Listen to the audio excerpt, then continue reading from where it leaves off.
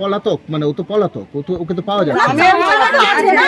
ক্ষোভে ফুঁসছে সন্দেশখালী। শুক্রবার সকাল থেকে নতুন করে উত্তেজনা ছড়ালো সন্দেশখালীর বেড়মুজোর এলাকায়। লাঠি ঝাঁটা নিয়ে রাস্তায় নেমে বিক্ষোভ দেখান মহিলারা। ক্ষোভ সামলাতে স্থানীয়দের সঙ্গে কথা বলতে ঘটনাস্থলে হাজির হন এডিজি দক্ষিণবঙ্গ সুপ্রতিম সরকার আর ডিজি রাজীব কুমার। বেড়মুজোরে তৃণমূল নেতা অজিত মাইতির বিরুদ্ধে ক্ষোভ উগড়ে দেন স্থানীয়রা।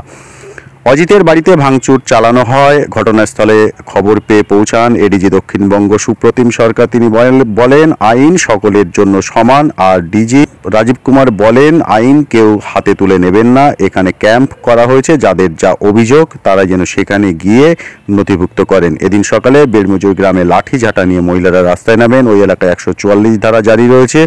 পরিস্থিতি সামলাতে স্থানীয়দের সঙ্গে কথা বলেন এডিজি দক্ষিণবঙ্গ সুপ্রতিম সরকার।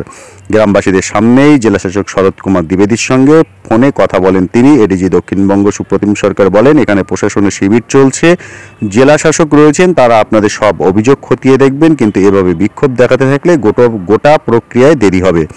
যদি আমাদের উপর ভরসা না থাকে, কার উপরে আছে?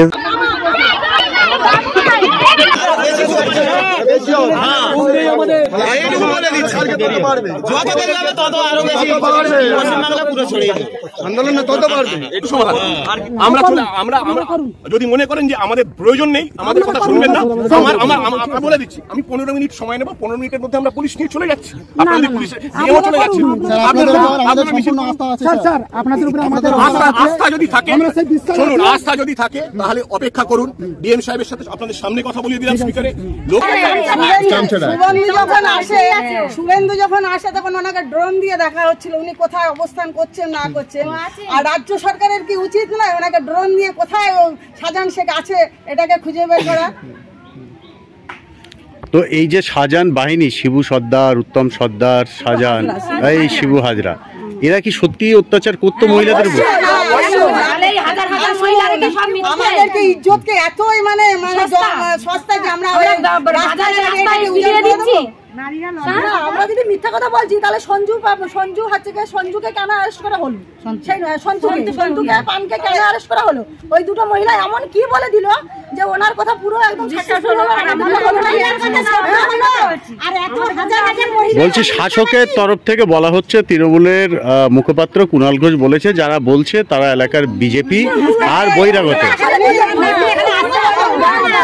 উনি তো 3.5 বছর জেল খাটা একজন আসামি। উনি সারাদার কাছে 3.5 বছর জেল খেটেছেন। উনি ঠান্ডা ঘরে বসে ভুলভাল অনেক কিছুই বলতে পারেন। ওনার ঘরে তো মা বোন নেই। ওনার ঘরে যদি মা বোন থাকতো তাহলে ভাষাটা ওনার মুখ দিয়ে বেরোতো না। উনি যদি সত্যি উনি এত মানে সৎ সাহস, তাহলে সন্দেশখালী মানুষের পাশে এসে দাঁড়ান না, দেখুক না আমরা কি না আমরা সত্যিকারে সত্যি কথা বলছি না আমরা বাড়ি থেকে বলে হচ্ছে বউ বাজার থেকে না কোথা থেকে নাকি আমাদের ভাড়া করে এনেছে।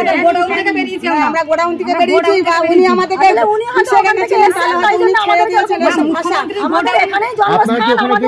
আমাদের সবাই যাবো স্টুডিওতে। আমাদের এখান থেকে অনেক